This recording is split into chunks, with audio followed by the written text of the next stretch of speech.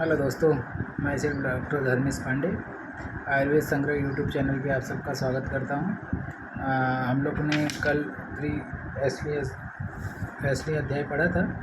आज हम लोग 12वां चैप्टर सूत्र स्थान का वात कलाकली अध्याय पढ़ेंगे। तो वात कलाकली में तो एक तो वात के गुण दोष का अध्ययन किया गया है, पहला इम्पोर्टेंट पॉइंट है। इसमें 8 आचार्य द्वारा वात संबंधी 8 प्रश्न पूछे गए हैं। कला का मतलब होता है गुण, जो कि वात का 16वां भाग है, और अकला का मतलब होता है दोष, जो कि कला का सूक्ष्मतम भाग है। तो श्लोक नंबर 4 में वैद्य कुश ने 6 गुण बताए हैं वात के, जिसमें रुक्ष, लघु, शीत और दारुण, खर, विशद, इसमें दारुण गुण बताए गए हैं। आचार्य चरक ने 7 गुण बताए हैं, आचार्य कुश ने 6 गुण बताए हैं, जो कि वात कली अध्याय में 6 गुण बताए गए हैं, जिसमें एक दारुण गुण इम्पोर्टेंट है, तो जो कि कुश नामक वैद्य ने दिया है। फिर एक रेफरेंस का क्वेश्चन आता है, जो कि आचार्य कुमार शिला भारद्वाज ने दिया हुआ है। इसमें लास्ट लाइन है 5वां श्लोक, समान गुणोभ्यासो ही धातु नाम वृद्धि कारणम इति। तो ये इम्पॉर्टेंट है, ये रेफरेंस ये आता है कि कौन से आचार्य ने पूछा है। तीसरे प्रश्न में आचार्य काकायन ने उसमें एक इम्पॉर्टेंट श्लोक में लाइन है, विपरीतानि वातस्य प्रश्नानि भवन्ति। ये इम्पॉर्टेंट लाइन है तीसरे जो प्रश्न पूछे गए हैं उसमें।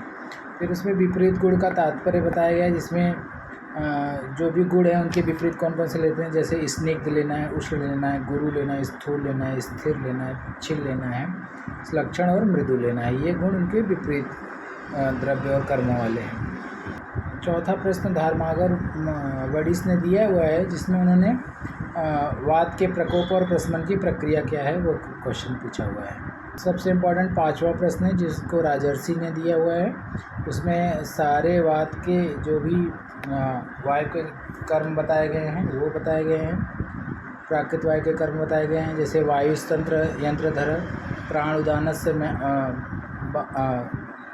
उदानस्य मान व्यान अपान आत्मा, प्रवर्तक चेष्ट उच्चावचानाम, नियंता प्रणेता च मनसः, सर्वेन्द्रियाणि उद्योजक, सर्वेन्द्रियार्थन नाम अभिवोढ़ा, सर्व शरीर धातु व्यूकर संधान कर, शरीरस्य प्रवर्तको वाच प्रकृति स्पर्श सद्यो, स्रोत स्पर्शने मूलम, हर्ष उत्साहो योनि, समेणो अग्नि, दोष संशोषण, क्षेप्ता बहिर्मलानां, स्थूलानां स्रोतसां भेदता, कर्ता गर्भाकृतिनां, आयुष्य अनुवृत्ति प्रत्ययभूतो भवत्य कुपित।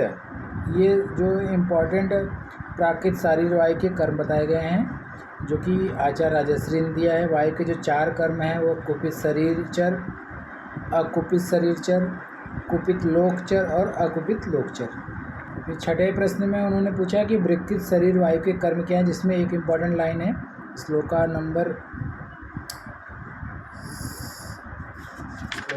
जो है वो है 6ठे प्रश्न में कि बल वर्ण सुख आयुष उपघाता है। ये इम्पोर्टेंट लाइन है 6ठे प्रश्न में। श्लोक नंबर 9 में बल वर्ण सुखायुष उपघाता है, ये बताया गया है। फिर इसमें प्राकृत लोकवायु के कर्म क्या है, जो 7वां प्रश्न है, उसमें इम्पोर्टेंट लाइन है तो धरणी धारणाम अपाम विसर्ग प्रवर्तनाम स्रोतसाम, फिर ऋतुनाम प्रविभागम विभागो धातुनाम, ये 10वें श्लोक में। आयुर्वेद ने वात के लिए, मरीच ने पित्त के लिए और काप ने कफ को शरीर का मूल रक्षक बताया है। जो 3 कर्म बताए गए, हर्ष, उत्साह और मोह। हर्ष जो है वात पित्त दोनों का कार्य है, उत्साह वात और कफ का है, और मोह कफ पित्त का कार्य है। तो हम से याद रख सकते हैं, हम से HUM। H से हर्ष का वात पित्त, उत्साह से वात कफ और मोह का कफ पित्त। आचार्य मरीच ने जो पित्त के बारे में बताया गया उसमें ही अग्नि की डिफिनीशन दी गई है उसके टीका में, कि आयुर्वणो बलम श्वासोत्साहो उपचयो प्रभा। ये चरक चिकित्सा सन 15 में है, ग्रहणी अध्याय में।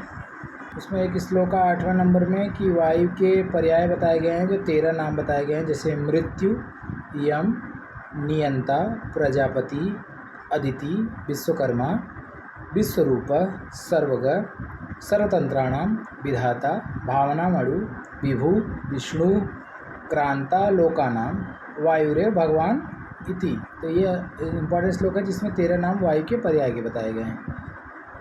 वात कला का जो छोटा चैप्टर है उसमें कुछ इंपॉर्टेंट जो IPGT के लिए है उतना बता दिया हूँ, वो आप लोग देख लीजिए एक बार, फिर याद हो जाएगा।